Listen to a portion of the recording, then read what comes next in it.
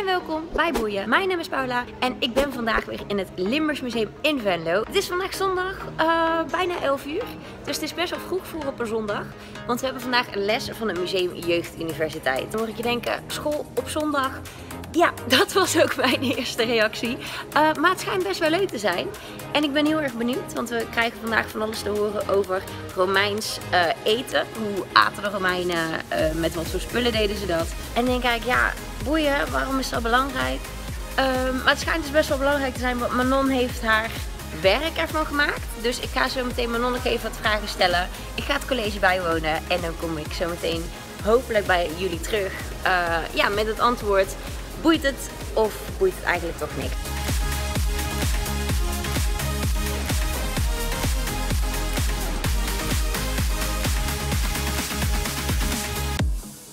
Nou, ik heb net tijdens het college helaas niet zoveel kunnen filmen, maar ik ben wel heel veel leuke en vooral hele vreemde dingen te weten gekomen. Wat je hier in de vitrine ziet is namelijk geen gewone pot, maar het is een muizenval. De Romeinen vingen muizen met iets lekkers zoals brood of kaas, mesten ze daarna lekker vet. Als de muizen dik genoeg waren, werden ze gebakken, gerold in honing en vervolgens bedekt met sesamzaadjes. Dit was voor de Romeinen een ware delicatesse, maar ik moet er eerlijk gezegd niet aan denken. Bah. De Romeinen wisten ook hoe ze kaas moesten maken. Dat deden ze met dat dingetje daar. Oeh, waar is mijn duim? Dat is mijn vinger, dat is geen duim. Wat je ziet is een kopie van een aardewerken kaaszeef. Melk was niet lang houdbaar, dus de Romeinen moesten er kaas van maken. En dit deden ze met een stofje uit de maag van een kalf. Dit stofje heet stremsel en daardoor ging de melk dus klonteren en konden ze er kaas van maken. Nou, ik heb geen honger meer, maar ik ben wel heel benieuwd wat Manon nog allemaal te vertellen heeft. Dus ik ga er even zoeken. Ik ben hier met Manon en Manon heeft haar eigen bedrijfje genaamd Eetverleden. En Manon heeft er dus haar beroep van gemaakt om te kijken wat mensen vroeger aten. Nou, wat ik zelf heel erg grappig vind is die trend met de superfoods.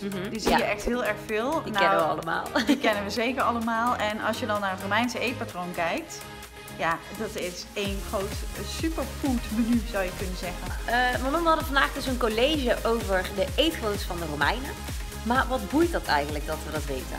Nou, laten we eerlijk zijn, we eten niet echt heel erg gezond op dit moment. Als je dagelijks je boodschappen doet in de supermarkt, ik word daar niet heel erg vrolijk van. Nee, dat klopt. En als je iets meer zou kijken naar die Romeinse tijd en hoe er gegeten werd en wat er gegeten werd, is heel puur eigenlijk.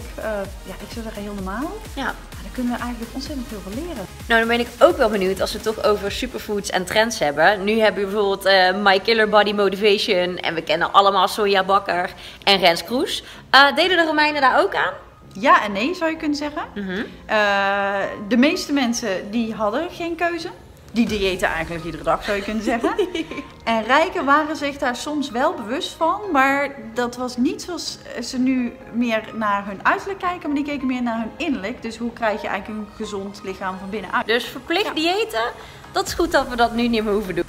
Nou, waar het dus eigenlijk op neerkomt, is dus weer dat we veel kunnen leren van wat vroeger gebeurd is. Van dingen die ze vroeger wisten en dingen die ze dus vroeger aten. Want nu eten we dus dingen die heel erg veel bewerkt zijn. Dat is eigenlijk helemaal niet zo goed.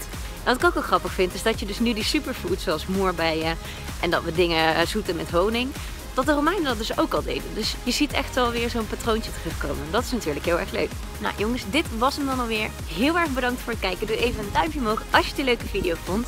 Vergeet niet te abonneren. En heb jij nou zoiets waarvan je denkt, ja, boeien? Laat het dan even weten hieronder in de comments. En ik zie jullie heel graag weer terug de volgende week. Doei!